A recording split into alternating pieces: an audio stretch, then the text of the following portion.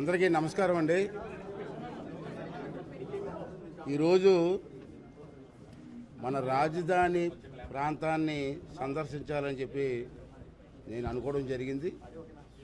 దానికి కారణం ఏంటంటే నేను స్పీకర్గా బాధ్యత తీసుకున్న తర్వాత నేను 10-15 రోజుల నుంచి కూడా మా రివ్యూలో నేను అబ్జర్వ్ చేసింది ఏంటంటే మనకి ఎమ్మెల్యేలు కానీ ఎమ్మెల్సీలు కానీ సుమారు 288 మంది సుమారు ఉంటారు. వాళ్ళందరికీ కూడా ఇక్కడ అకామిడేషన్ లేక చాలా ఇబ్బందులు పడుతున్నారు. ఏదో చిన్న చిన్న హోటల్లో ఉండడం, రావడం, మీటింగ్లు రావడం, వెళ్ళడం జరుగుతుంది. అంచేత ఆల్రెడీ చంద్రబాబు నాయుడు గారు మంచి బ్యూటిఫుల్ ప్లాన్ చేశారు. ఇలా చూశాను, ఫస్ట్ టైం రావడం నేను. ఇంత ముందుకు వచ్చారు కానీ రోడ్డు మీద వెళ్ళిపోయాను. నేను ఒక స్పీకర్ హోదాలో ఫస్ట్ టైం రావడం జరిగింది. చాలా బ్రహ్మాండం కట్టారు. టవర్స్ 12 టవర్స్ 12 టవర్స్ ఉన్నాయి. ఒక్కో టవర్ ఒక్కొక్క ఫ్లోర్లో 2 రూమ్స్ తప్పని సుమారు 288 క్వార్టర్స్ మీరు చూశారు. ఇలా చాలా నేను హైదరాబాద్లో కూడా 83 నుంచి ఎమ్మెల్యేగా ఉన్నా, 42 సంవత్సరాల నుంచి ఎమ్మెల్యేగా ఉన్నాను. హైదరాబాద్ లాంటి సిటీలో కూడా ఇంత బ్రహ్మాండమైన క్వార్టర్స్ లేవు ఎమ్మెల్యేలకి. చాలా బ్రహ్మాండంగా ప్లాన్ చేశారు ఆ రోజు చంద్రబాబు నాయుడు టైంలో. అది దురదృష్టం, గత 5 సంవత్సరాల్లో నాయకుల తాలూకు పేరేంది లేదు, పేరు చెప్పకూడదు. నేను నాయకుల తాలూకు నిర్లక్ష్యం వల్ల మొత్తం ప్రాంతం అంతా శిథిలావస్థకు వచ్చేది. నేను వచ్చే కారులో చూస్తాను, అన్నీ చూసుకుని వస్తున్నాను. నేను ఇక్కడ కొంతమంది మెటీరియల్ కూడా దొంగతనం చేసేసారట రాత్రులు. చూశారు ఇప్పుడు ఐరన్ రాడ్స్ 5 సంవత్సరాల నుంచి రాడ్స్ అన్నీ కూడా తుప్పట్టిపోయాయి. ఎంత నష్టం అండి. ఆ రోజు ఎస్టిమేషన్కి ఇప్పుడు మళ్ళీ స్టార్ట్ చేస్తే ఎస్టిమేషన్కి సుమారు 300 కోట్లు సుమారు ఎక్సెస్ అవుతుంది. ఇప్పుడు మళ్ళీ రీటెండర్స్ పిలాలా, మొత్తం వర్క్లన్నీ కూడా పిలాలంటే కాంట్రాక్ట్లు ఏమన్నారంటే ఆ రోజు రేటు వేరండి, ఈ రోజు రేటు వేరండి, ప్రజెంట్ రేట్ ఇస్తే మేము చేయడానికి సిద్ధంగా ఉన్నామని చెప్పి వాళ్ళు అన్నారు.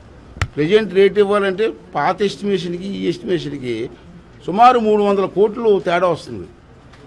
సరే, ఎంత తేడా వచ్చినా తప్పదనుకోండి. కానీ నిర్లక్ష్యం వల్ల, ఒక నాయకుడి తాలూకు నిర్లక్ష్యం వల్ల ప్రజల తాలూకు డబ్బు 300 కోట్లు అనవసరంగా వేస్ట్ అయిపోయింది ఇటువంటి క్లిష్ట సమయంలో. ఏదేమైనా నేనేమనుకున్నానంటే ముందు ఎమ్మెల్యేస్కి మంత్రులు వేరనుకోండి, మంత్రులు సెక్షన్ వేరే చూస్తున్నారు, జడ్జెస్ సెక్షన్ వేరే చూస్తున్నారు.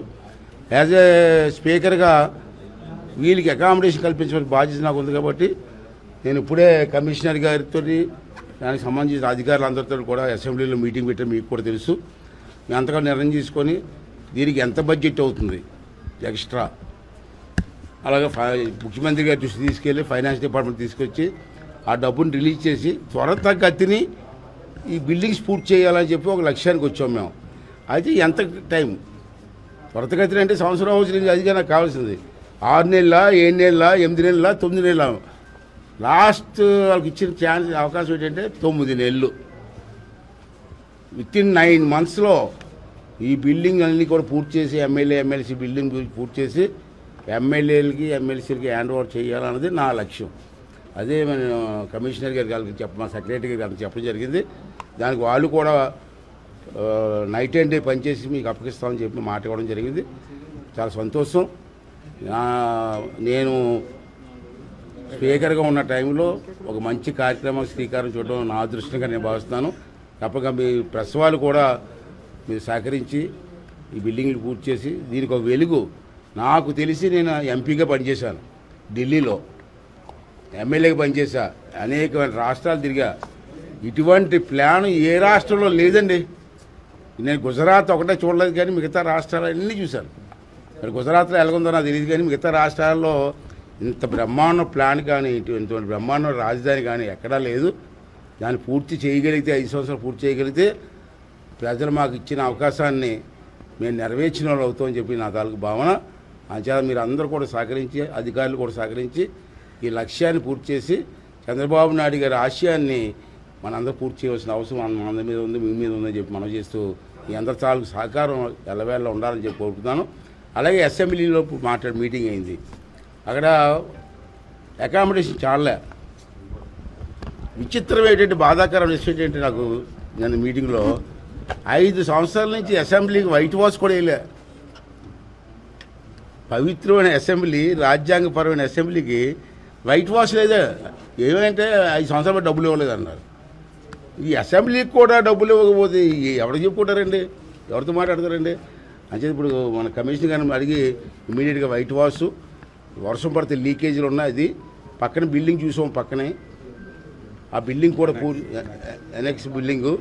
ఆ బిల్డింగ్లోనేమో ప్రెస్ వాళ్ళకు మీడియా పాయింటు, మంచి లైబ్రరీ. నా ఉద్దేశం ఏంటంటే హైదరాబాద్లో లైబ్రరీ ఉంది. నేను మొట్టమొదటి ఎమ్మెల్యే 83లో అయ్యా.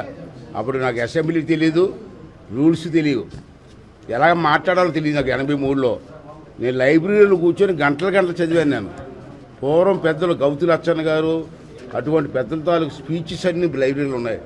అవన్నీ చదివి 30480, 0/80 ఇవన్నీ నేర్చుకున్నాను. అటువంటి లైబ్రరీ మళ్ళీ ఇక్కడ మన అసెంబ్లీలో ఉండాలన్నది నా భావన. అది కూడా హాల్ కూడా తయారు చేయమన్నాం, పైనేమో రూమ్స్ కూడా తయారు చేయమన్నాం.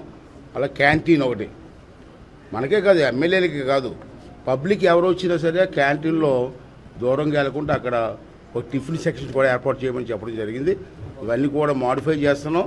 దానికి మీ ప్రెస్ వారి సహకారం కూడా కావాలని చెప్పి మీ అందరిని కోరుకుంటూ అధికారులను అందరినీ రిక్వెస్ట్ చేస్తున్నాను.